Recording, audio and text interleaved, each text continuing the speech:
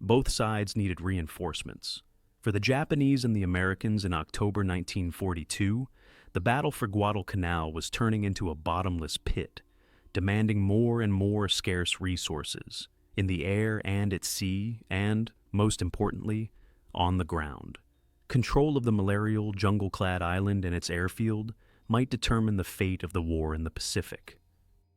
The problem was that neither the Japanese nor the Americans had the resources. Both nations were trying to wage the South Pacific War on the cheap. The bulk of Japan's ground forces were committed to the endless war in China, and the United States was committed to the Germany First policy, which made the war in Europe the first priority. Both sides lacked troops, transports, planes, and basic supplies. Nevertheless, as the U.S. Marines and Japanese Army units on Guadalcanal became exhausted from heavy combat and rugged conditions, it was more imperative than ever to resupply and reinforce the troops on both sides. As September turned to October, the Japanese moved first. The local commander, Rear Admiral Gunichi Mikawa, using destroyer transports, ordered the delivery of 1,000 men of the tough 2nd Infantry Division to Guadalcanal's Cape Esperance in 8 nocturnal runs down the channel between the Solomon Islands chain, a route known to the Americans as the Slot, in a measure the Japanese called the Ant Transportation, but known to Americans then and forever as the Tokyo Express. The Americans did not waste time in reacting. Admiral Chester Nimitz, Commander-in-Chief Pacific, ordered his top sailors on the scene to take swift action. The task fell to Rear Admiral Norman Scott, an aggressive sailor, Indiana native, and 1911 graduate of the U.S. Naval Academy, where he was a champion fencer. He had been executive officer of the destroyer Jacob Jones when it was sunk by a German U-boat in 1917, naval aide to the president, commanded the heavy cruiser Pensacola, and had served in the office of the Chief of Naval Operations in 1941, where, according to Admiral Raymond A. Spruance, he made things so miserable for everyone around him in Washington that he finally got what he wanted: sea duty and his rear admiral's stars.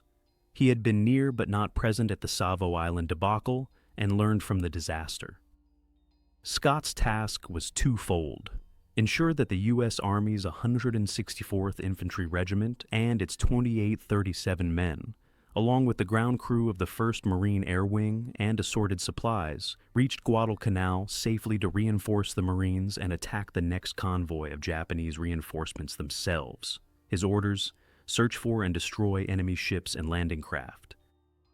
On October 9, 1942, the 164th headed from New Caledonia for Guadalcanal in 2 battered transports, the Macaulay, Wacky Mac, and the Zaylan, shepherded by 8 destroyers. Scott's Task Force 64 arrived south of Rennell Island the same day and readied for battle. Task Force 64 consisted of 2 heavy cruisers, the San Francisco and Salt Lake City, 2 light cruisers, the Boise and Helena, and 5 destroyers, Fahrenholt, Buchanan, Laffey, Duncan, and McCalla. They were a well-trained group in comparison to the force that had been annihilated in August at Savo Island. Under Scott's leadership, Task Force 64 had done intensive night gunnery exercises, with men enduring general quarters from dusk to dawn. Scott had also laid down a carefully drawn battle plan. His ships would steam in column, with destroyers ahead and astern. The tin cans would illuminate the Japanese targets with their searchlights, fire torpedoes at the largest enemy vessels, guns at the smaller ones, and the cruisers would open fire whenever they spotted an enemy ship. Cruiser float planes were to illuminate the battle area. Despite the intense training and tight plans, Scott's force had weaknesses. San Francisco had done poorly in gunnery exercises and had been used for convoy escorting duties, complete with a depth charge rack hammered on her stern. That was not too useful, as San Francisco lacked sonar. The depth charges were a potential fire hazard in battle. Boise also had a questionable history. She had missed a major battle in the Dutch East Indies when she ran aground. More importantly, the 2 heavy cruisers operated the early SC Sugar Charlie radar, while the light cruisers sported the more effective and modern SG Sugar George radar, among the first American ships to do so. Worse, Scott, like other admirals of the time, was not overly impressed with radar, preferring the tried and effective night optics of scopes and searchlights. As a result, Scott hoisted his flag on San Francisco, which offered flag quarters, as opposed to the smaller cruisers, which did not. He accepted reports that the Japanese had receivers that could detect SC radars in use, so he ordered them shut off during the approach to action and only used the SG radars and narrow-beamed fire control radars to supplement his lookouts. Perhaps most critically, in night naval battles in the Pacific to date, the Japanese had sunk 8 Allied cruisers and 3 destroyers without losing a single ship. Nonetheless, Scott was ready. On October 9th and 10, he made tentative advances to Cape Esperance, but turned back when aerial reconnaissance and codebreakers reported no suitable Japanese targets. There was good reason for that. Japanese convoys down the slot were being delayed by American bombers based on Guadalcanal's Henderson Field, which irritated Mikawa. He complained to Vice Admiral Junichi Kusaka, who headed the 11th Air Fleet at Rabaul. Kusaka said he would neutralize Henderson Field if Mikawa would run the express. On October 11th, some 35 Japanese bombers and 30 fighters attacked Henderson Field, but only managed to bomb the jungle. The Japanese lost 4 Mitsubishi Zero fighters and 8 bombers, but they drew off the Americans, giving the Japanese ships a break to head south. However, the naval movements caught the eye of patrolling Boeing B-17 bombers of Colonel L.G. Saunders' 11th Bombardment Group, and they reported 2 cruisers and 6 destroyers racing down the slot. The bombers' messages went to Scott and his command. On Helena, Ensign Chick Morris, the radio officer, wrote about a steady chattering stream that kept the typewriters hopping. The oncoming force was actually 2 groups. One was the reinforcement group, consisting of the fast seaplane tenders Nishin and Chitos, and 5 troop-carrying transports. The seaplane tenders' aircraft had been removed in favor of 4 150mm howitzers and their tractors, 2 field guns, and 280 men, which jammed the 2 ships' hangar spaces. The other force was a veteran group of 3 heavy cruisers, Aoba, Kinugasa, and Furutaka, and 2 destroyers, Hatsuyuki and Fubuki. Except for Hatsuyuki, all ships were the victors of Savo Island, called the Bombardment Group. Their mission was to escort the reinforcements and then treat Henderson Field to a dose of heavy shell fire with their guns. In command of this force was Rear Admiral Aritomo Goto, who graduated from the Imperial Japanese Naval Academy in 1910, 30th in a class of 149. He had commanded destroyers, served on battleships, and headed the second and successful invasion of Wake Island in 1941. It was a powerful group of well-trained sailors with victorious experience in night battles. Their job was simple: get the reinforcements in so that the Japanese 17th Army could attack Henderson Field on October 22nd, backed by more powerful naval and air forces. Because of this, the Japanese cruisers and destroyers were loaded with high explosive ordnance useful for blasting ground troops and installations, instead of armor-piercing ordnance needed to rip through ships' steel hulls. For once, the Americans had the intelligence advantage. The Japanese knew nothing of Task Force 64, and Goto's force steamed southeast in utter ignorance of its enemy. In anti-submarine formation, with Aoba and Goto in the lead, Furutaka behind, and Kinugasa in the rear. Fubuki stood guard on the starboard side with Hatsuyuki to port. Task Force 64 steamed northeast in battle line with the destroyers Fahrenholt, Duncan, and Laffey in the lead. Behind them were San Francisco, Boise, Salt Lake City, Helena, Buchanan, and McCalla. Scott's plan was to intercept the Tokyo Express west of Guadalcanal, cross the T of his advancing enemy, lay down a broadside of torpedoes and shells, and then countermarch, all the ships turning on one point and staying in formation, and double back to deliver a second dose of fire. Scott sent this plan by signal flag to the other ships, and Chick Morris and his fellow junior ensigns, they called themselves the Junior Board of Strategy, took a break from the tension to stand on Helena's forecastle, study the plans, analyze their implications, and wonder how they would stand the fight. Amid sunset colors, Morris wrote, It was good to stand there and watch the ships of our formation steaming through that placid sea. And I was not alone. Other men were thinking the same thoughts. Some were sitting around anchor windlasses. Others were parked on the bitts, quietly batting the breeze. One man was asleep on the steel deck, and another nearby was deep in a magazine of Western stories.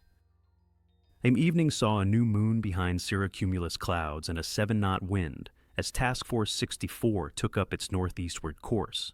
Everyone was now at general quarters. Chick Morris described his men as dumpy and fat in fireproof goggles, steel helmets, Mae Wests, and gloves. They resembled visitors from Mars.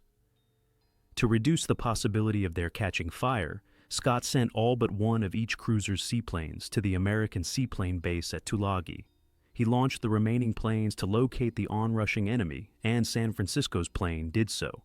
So did the cruiser's radar. One of the operators made the report, and his officer said it must be the islands the ship was passing.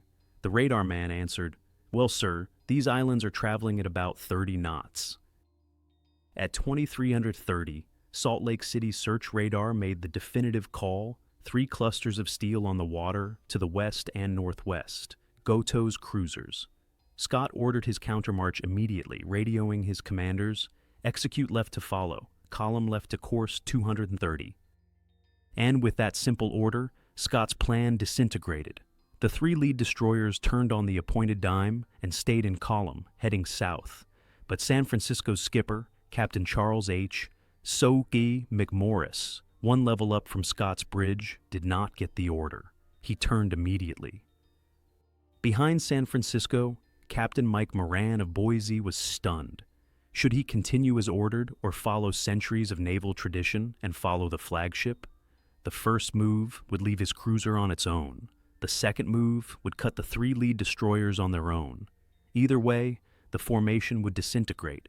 Figuring that keeping more of the formation together than some of it was the main goal, he turned behind San Francisco. So did the rest of the column. At that moment, Goto's ships emerged from 2 hours of rain squalls and into American radar range. All the American ships started lighting up their radars to lock on the Japanese targets and open fire immediately. But on San Francisco, Scott did not know what was going on. He had no idea where his lead destroyers were, and his ship lacked SG radar to find them. There was a danger he might fire on his own vessel. Scott immediately radioed Captain Robert Tobin, leading the destroyer squadron from Fahrenholt, asking, "Are you taking station ahead?" Tobin replied, "Affirmative, moving up on your starboard side." That meant that 3 American destroyers were steaming between his cruisers and the Japanese ships. Scott signaled back, "Do not rejoin until permission is requested, giving bearing and voice code of approach."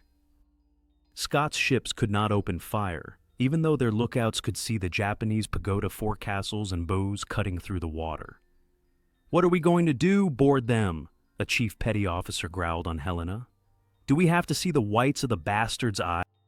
That ship's skipper, a Navy Cross holder named Gilbert Hoover, had the answer. He had served in the Bureau of Ordnance and led destroyers at Midway. He understood the value of both radar and time.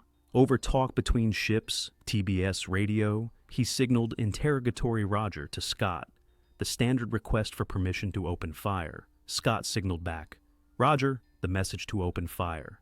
The problem was that Navy signal book regulations said that a voice signal of Roger merely meant, "I have received your message." Was Scott giving permission to open fire or merely acknowledging the message? Just to be sure, Hoover made the signal a second time and got the same response. With that, Hoover opened fire with his 15 6-inch guns, a full broadside, hurling armor-piercing shells across the ocean and spent cases onto turret decks. Helena's gunnery director called for automatic continuous mode to maintain the barrage. Chick Morris described the scene. Now suddenly, it was a blazing bedlam. Helena herself reared and lurched sideways, trembling from the tremendous shock of recoil. In the radio shack and coding room, we were sent reeling and stumbling against bulkheads, smothered by a snowstorm of books and papers from the tables. The clock leaped from its pedestal. Electric fans hit the deck with a metallic clatter. Not a man in the room had a breath left in him. On Salt Lake City, Captain Ernest J. Small was reluctant to open fire, but he had a lookout chosen especially for his night vision, who yelled into his phone to the bridge, "Those are enemy cruisers, believe me. I've been studying the pictures. We got no ships like." That did it. Salt Lake City joined the bombardment, firing at Ioba, 4,000 yards away, reporting all hits. Boise opened up next, with Captain Moran yelling at his gunnery officer, Lieutenant CMDR John J. Laffin, "Pick out the biggest and commence firing." Boise's directors were also trained on Ioba, and more shells whistled at her.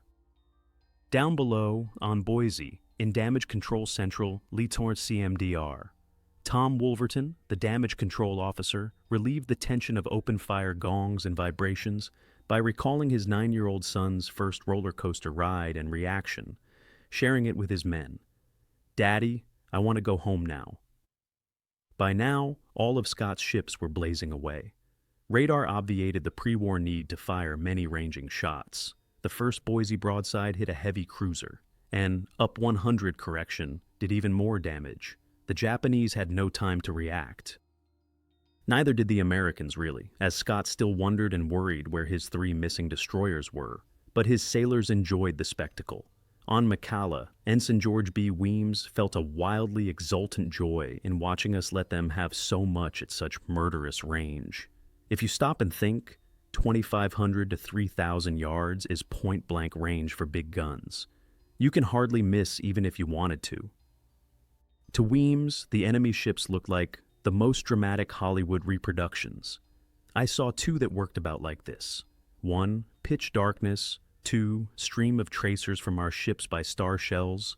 3, series of flashes where hits were scored. Silhouetting of ships by star shells. 4, tremendous fires and explosions. 5, ship folds in 2, or 6, ship sinks. All in all, a much better performance. To the Americans who had endured the humiliations, at least in the news, of Pearl Harbor and Bataan, it was revenge. Had the Americans been aware that the 3 cruisers had helped sink 1,000 of their shipmates at Savo, it would have added to the jubilation. On the Japanese side, the impact of the barrage was dreadful. Aoba was hit at least 24 times in a matter of minutes. The bombardment punched out her 2 main forward turrets, her main gun director, several searchlight platforms, her catapults, and several boiler rooms. The cruiser's foremast toppled down. Goto seemed perplexed by the situation. As his ship veered to starboard to avoid further punishment, he signaled, "I am Aoba," probably thinking that he was a victim of friendly fire. He yelled out, "Bakayaro!" Japanese for stupid idiots, just before an American shell smashed open the bridge, mortally wounding him. Aoba's skipper, Captain Yonajiro Hisamune, ordered a smokescreen, and the battered heavy cruiser, 79 of its men dead, staggered away from the scene. Scott was worried about friendly fire, too. He had good reason to fear that the barrage he had unleashed was killing his own men. He climbed up the ladder from the flag bridge to the main bridge to shout the order, "Cease firing, all ships," which astonished everyone in sight. But the order was transmitted, and all ships except Boise obeyed. Moran was certain his ship had Japanese vessels in his sights, and he ordered, "Rapid fire continuous." Then he leaned over the rail of the bridge wing and said, "Begging your pardon, Admiral."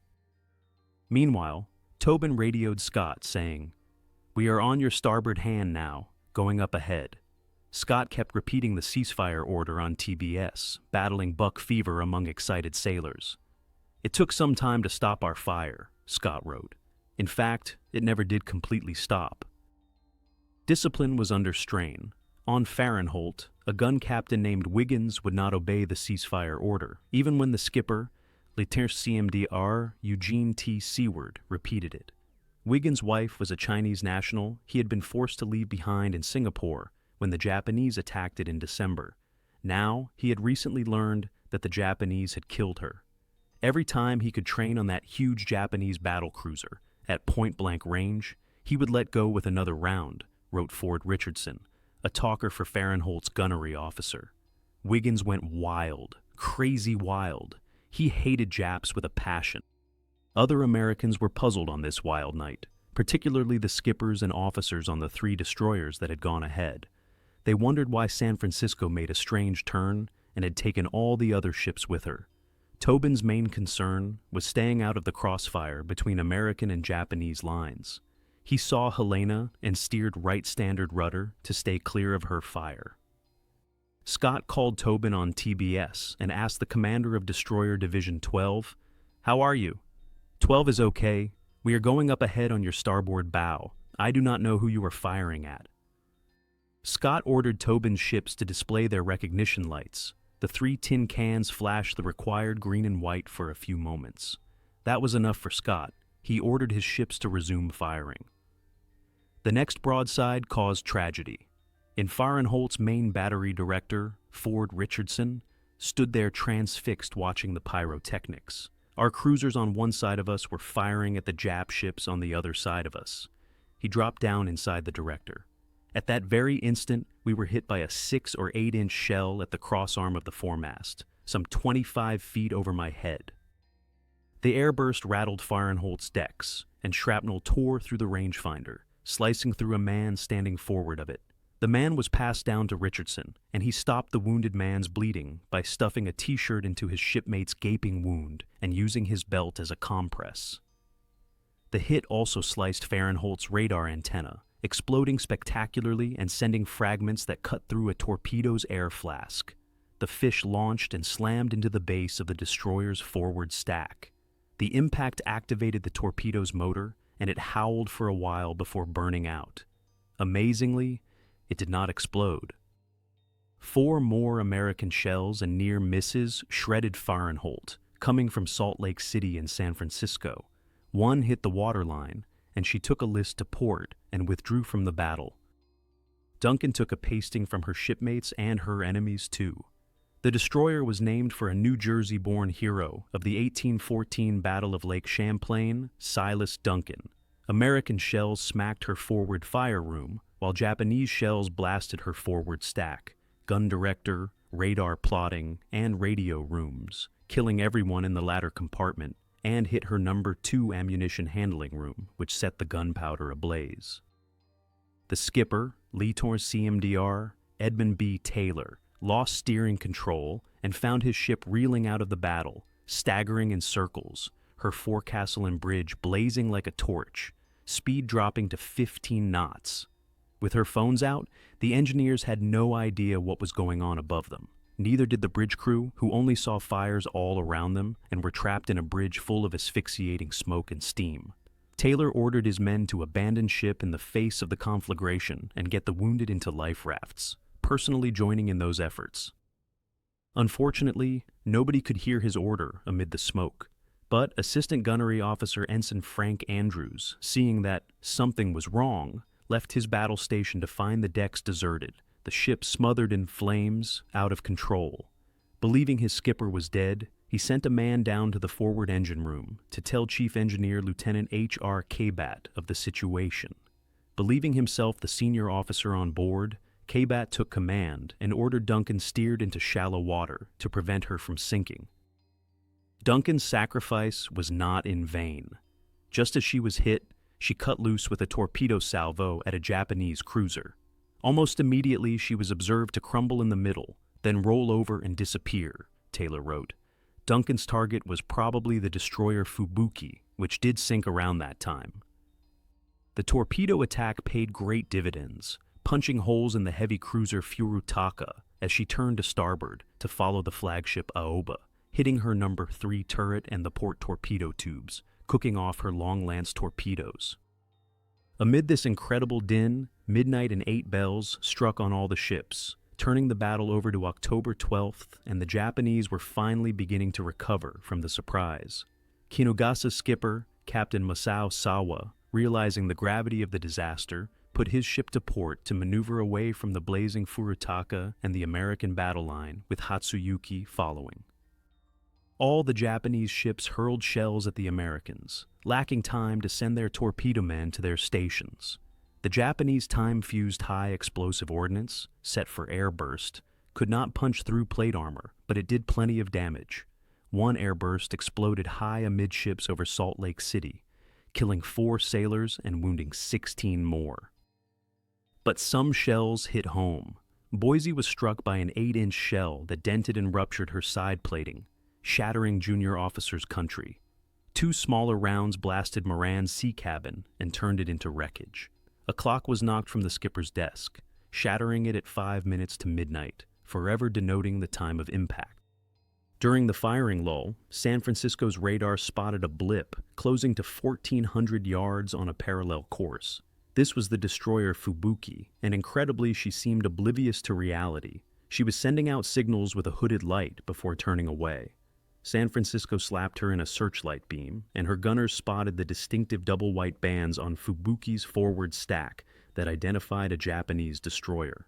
With that information in hand, San Francisco, Boise, and other American ships opened fire on her. Fubuki burst into flames and began to sink. Now Scott realized that some shaking down was necessary in order to continue our attack successfully. He ordered fighting lights flashed and gave his ships 10 minutes to sort out his formation. Then he changed course to 280 degrees. By now, the only Japanese ship capable of fighting back was the undamaged heavy cruiser Kinugasa, whose torpedo men had finally reached their stations. At 006, she cut loose with her powerful long-lance torpedoes at Boise, and the American cruiser heeled to starboard, paralleling the wakes. One fish cleared the port bow, while the other zoomed by the starboard side, missing Boise by about 30 yards. As Boise and Salt Lake City were both using their searchlights, Kinugasa homed in on the lights. At WW09, the Japanese cruiser opened fire with a tight pattern of 8-inch shells that straddled San Francisco's wake. Then Kinugasa aimed at Boise. At WW10, an 8-inch shell hit Boise's #1 barbette, crashed through a deck, landed in a turret stalk with its defective fuse hissing, and started a smoky fire. The turret officer, Lieutenant Beaverhead Thomas, pushed open the turret's small escape hatch and ordered everyone out. He reported by phone to Commander Laffin, the gunnery officer, that he had abandoned station. "The fuse hasn't gone off yet," Thomas said. "I can still hear it spluttering." A second later, the fuse and 250-pound shell went off, sending a blast through passageways, hatches, and vents, killing about 100 men. The 11 survivors of Turret 1 reached the deck just as 2 more hits landed. One on Turret 3, just forward of and below the bridge, gashing the 6-inch guns and scattering shrapnel across the bridge. Another shell entered the water short of Boise. This shell was one of Japan's distinctive weapons, the 91 Shiki, Type 91, designed with a pointed ballistic protective cap that broke off on impact and enabled it to keep its ballistic properties underwater. It hit close enough aboard to keep swimming downward and penetrate the hull 9 feet below the waterline. Incredibly, this hit seems to have been the only time during the entire war that the shell worked as designed. The shell exploded in the forward 6-inch magazines, sending another wall of flame through the forward handling rooms and up the stalks of the 2 forward turrets, killing everyone in Turret 2. The fire flew up as high as the flying bridge, followed by a torrent of hot seawater, debris, smoke, and sparks. Following their training, firefighters hauled out heavy hoses to address the blazes. Moran regained his feet and composure and realized his ship would fly apart in seconds from the various explosions. He ordered the forward magazines flooded, but the men at the remote control panel who could do so were all dead. Fire raged in the main magazines of Turrets 1 and 2, setting the forecastle ablaze. Smoke, debris, hot water, and sparks flew up well above the forward directors and hurled Moran against a bulkhead. Watching from San Francisco, Scott feared Boise would sink. As Boise blazed, she came to a halt, and Helena raced by her in the dark. Helena's crew had gotten to know Boise's crew well from both training and playing softball at the New Caledonia base, and the Helena sailors were enraged. The battle had been a game until then, Chick Morris wrote. Moran shouted at Helena, "Cruiser to starboard, shift target." Lieutenant Warren Bowles in Helena's Spot 1 responded by telling his gunners, "Set 'em up in the next alley, pour it to 'em." A magazine explosion was the greatest calamity a warship could suffer, and Moran was determined to save his ship. Firefighters tried to quell the blazes in the turrets, but could not squeeze through the charred bodies in the hatches. a gunner's mate named Edward Tyndall pleaded to enter a turret to find his younger brother Bill, who was in one of them. Moran had to flood those forward magazines, but there was no way to do it. Then fate and Japanese shells took a hand. It was the devotion of the men now dead in the forward magazines, who made sure there was a minimum of loose powder in those magazines and the popped holes in the hull that saved Boise from destruction. The Japanese shells that hit underwater let in waves of seawater that flooded all the forward hull spaces, including the magazines. The power of the flood was such that the Boise's crew thought their ship had been hit by a torpedo. Men in rescue breathers shored up bulkheads against the flood and set up pumps to push out the water. The flood endangered the medical department, so they moved sickbay from the wardroom to the battle dressing station. A patient with a cast on his broken leg limped along on crutches. Another, who had endured appendix removal a few days before, climbed out of his hospital bunk and refused a stretcher, saying, "Out of my way! I'm getting the hell out of here." On all the American ships, binoculars were trained on the blazing Boise, which appeared doomed. But her boilers and engines were intact, and with the fire out, Moran ordered flank speed, shearing out of battle line to port at a spanking 30 knots. Outrunning another cluster of shells from Kinugasa. Boise's after turrets maintained a steady barrage, and the ship fired more than 800 rounds in the battle. To avoid Boise ahead, Salt Lake City turned hard right and threw the starboard engine into reverse to sharpen the turn, putting Small's ship between Boise and the Japanese as a shield. The Japanese slammed an 8-inch shell into Salt Lake City's starboard side, which exploded, dishing in the armored plating. Another shell penetrated the hull, shot through the supply office, and clanged against the fire room's deck plating. There it exploded with a low-order blast. Nobody was hurt, but a lot of electrical cables were severed, a boiler disabled, and a fire started in the bilges, fed by 26,000 gallons of fuel oil from a ruptured transfer line. The fire blazed hot enough to warp one of the cruiser's heavy longitudinal I-beams and buckle the armored second deck. Salt Lake City came clear of Boise, rang up full speed, and trained its guns on an enemy cruiser 3 miles off its starboard beam. The amidship's secondary guns fired star shells to illuminate the target, but the Japanese fired first, hitting Salt Lake City, knocking out her circuits. Steering control failed, and damage control reported fires forward. Small flooded his forward magazines as a precaution, transferred helm control to the emergency steering cabin, and closed throttles to the outboard engines, leaving the 2 inboard screws to propel the cruiser through the water. With that flurry of firing, the Japanese began to withdraw. Goto's chief of staff, Captain Kikunori Kijima, ordered a withdrawal as senior officer, while Goto lay dying on Ioba's bridge. Then Kijima told his boss that he could die with an easy mind because 2 American cruisers had been sunk. Actually, the only cruiser to be sunk that night was Japanese, and that was Furutaka. Half an hour after taking all her hits, she lost power. The destroyer Hatsuyuki nuzzled up to render assistance, but there was nothing left to do. Furutaka was hopelessly flooded. Captain Tsutao Araki ordered the ship's ensign pulled down, the Emperor's portrait salvaged, and the ship abandoned. Araki himself went to his cabin to end his ordeal, but found that his pistol and samurai sword had been taken from him.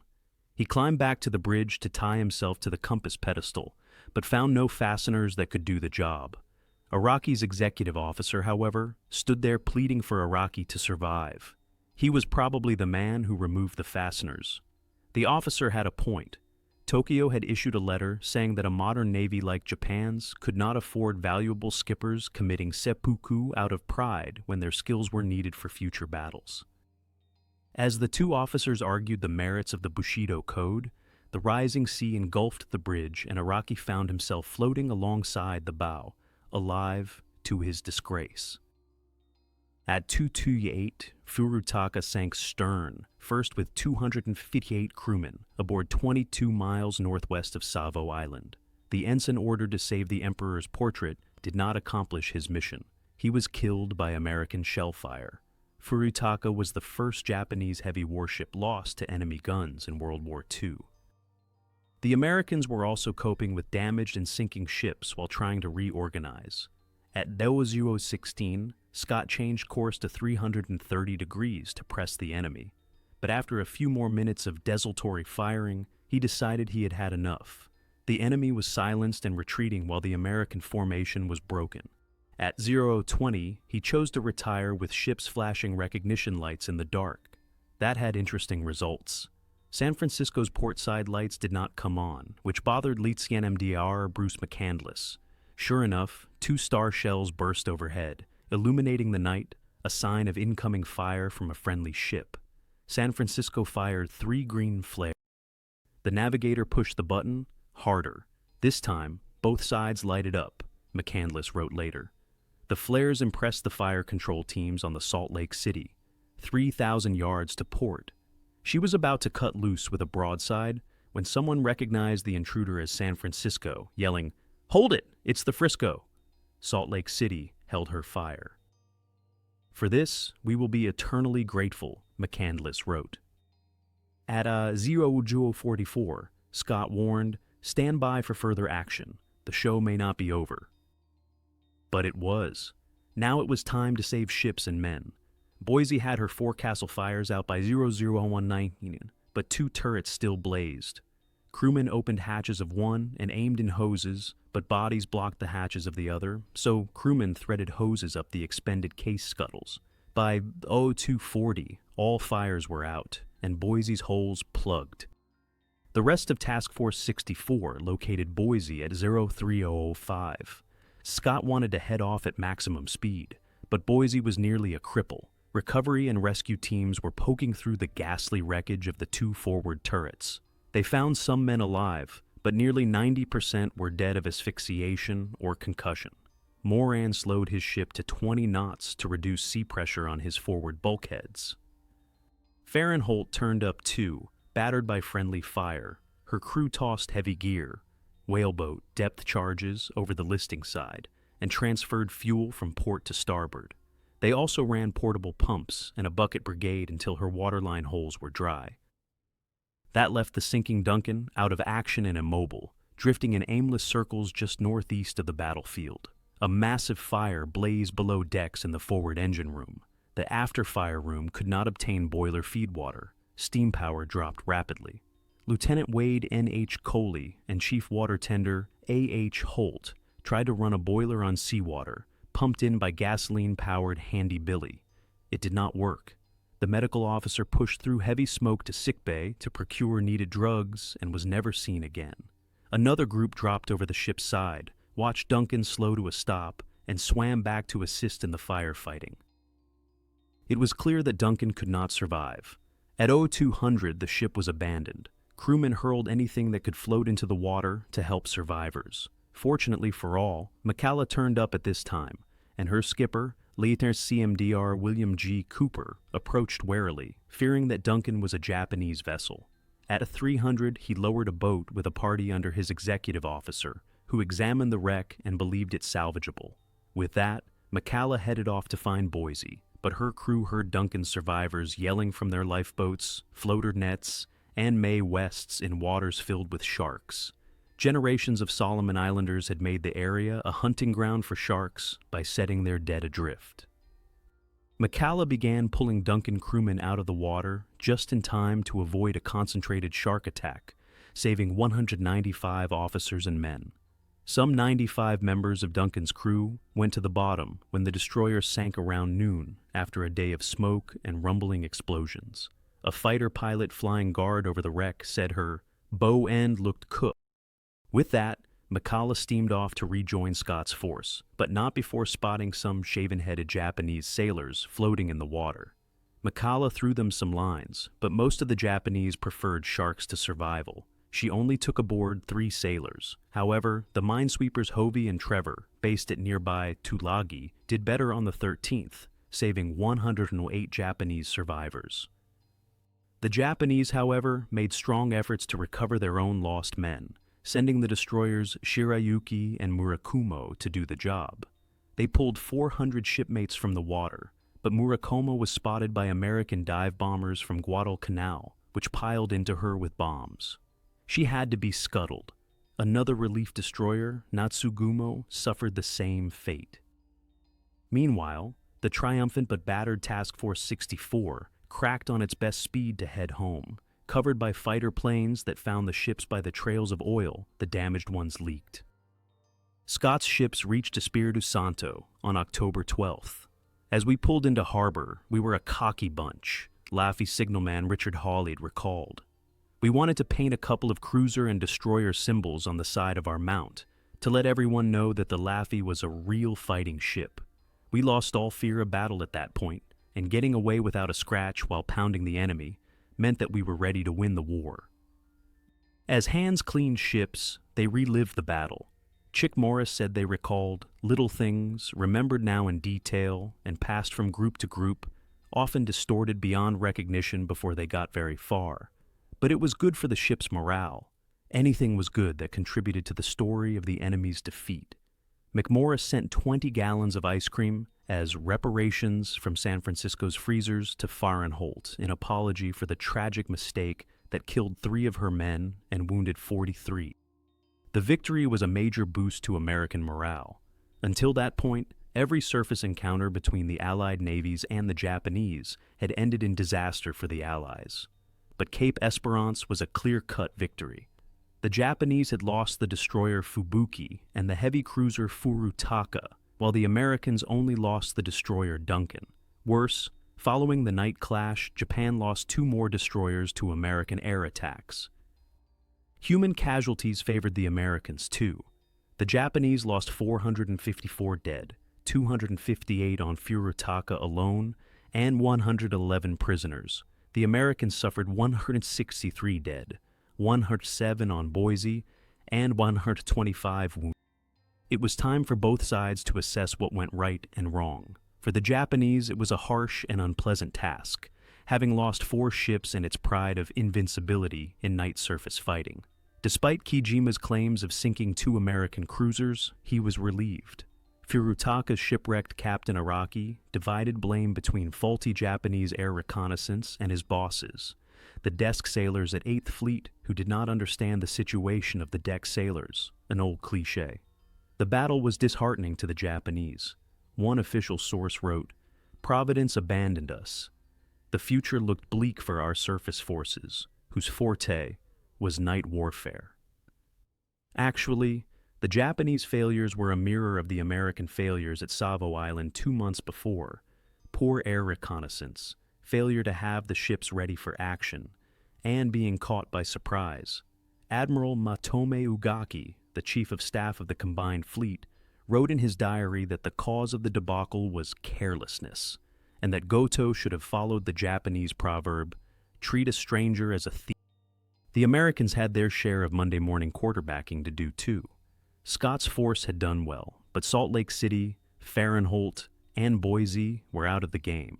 Boise was headed all the way to Philadelphia for major repairs, where Navy public relations men would tout her as a one-ship fleet that had accounted for 6 enemy vessels in action, displaying her grinning crewmen and gruesome shell holes to impressed news reporters. In his report, Scott credited his crude night firing practices for his success. Salt Lake City's after-action report offered 39 paragraphs on everything from gunnery and fire control to ship handling, repairs, and communications, restricting telephone circuits to business at hand to avoid spreading uncertainty or panic, shifting targets during loading intervals, stretcher bearers being kept in darkened compartments, or wearing night goggles to preserve their night vision. Lost or overlooked in the analysis were the things that went wrong, which would have a harsh impact a month later in greater and more decisive naval battles. Scott's formation was too densely packed, which worked against using a destroyer's most effective weapon, its torpedoes. The reliance on recognition lights endangered American ships. The Americans needed to make better use of radar.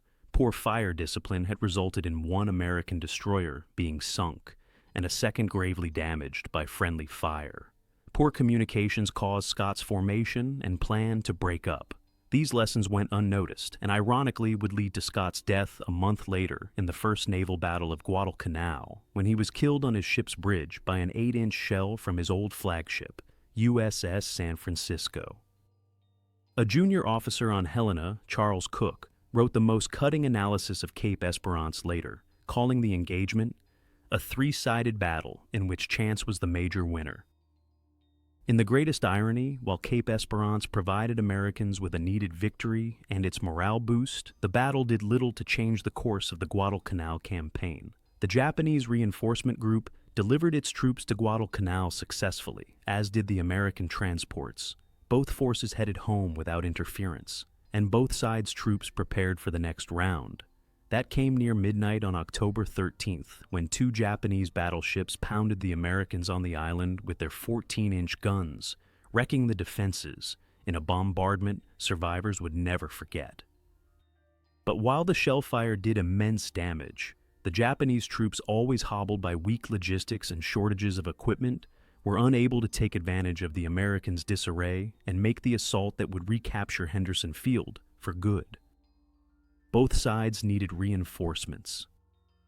Author David Lippman is a frequent contributor to WWII's history. He resides in New Jersey and has written extensively on World War II in the Pacific.